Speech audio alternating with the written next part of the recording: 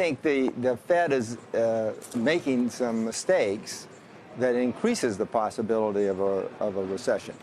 Namely, their emphasis on using whatever means they have available to get to 2% inflation. I think that's a huge mistake. I've been saying this for years. The average American wage earner has enjoyed a 2.9% increase in wages in the past year. If you have 2% inflation, that means 2/3 of their wage increase is being eroded for no good reason that I can think of. I would rather have stable inflation, which has been the case at 1.5, 1.6, so there's more money available for the average wage owner to support his family and so forth. And so I think their policy should be that they don't want inflation above 2%, but I don't think they should have an inflation goal of 2%. Now, if naturally it gets to 2%, I'm fine with that, but they should not be using artificial methods. I also think their policies increase income inequality.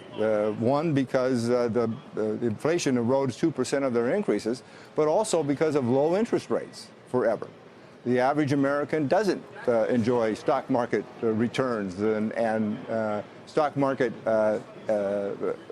increasing, or consistently for record earnings, and their savings rates stay the same. So I think if we allow the natural inflation to be closer to 1.5%, then you can have the 2/3 of the economy that's growing because of the consumer continue to increase. The economy will do better, and I don't think there's any risk it'll reduce the risk of a recession.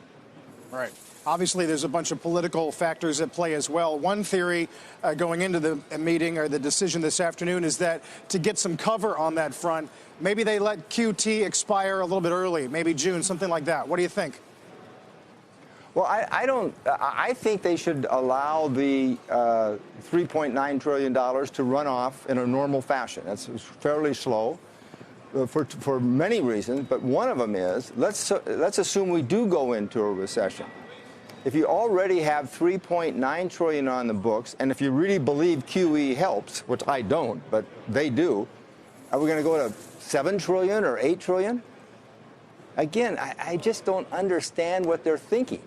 The QE was supposed to be a temporary increase in their balance sheet because there was a recession. So it should be, if our policies are such that we're growing at 3% plus, we should still continue to stimulus? It makes no sense to me. The president wants a resumption of easing. Well, the president is wrong. I actually and not think for the first time. Dick, I think there's some drama going into today.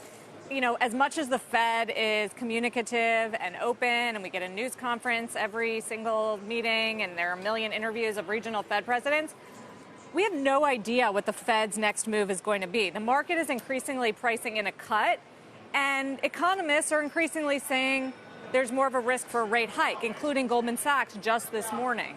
So why is this so confusing?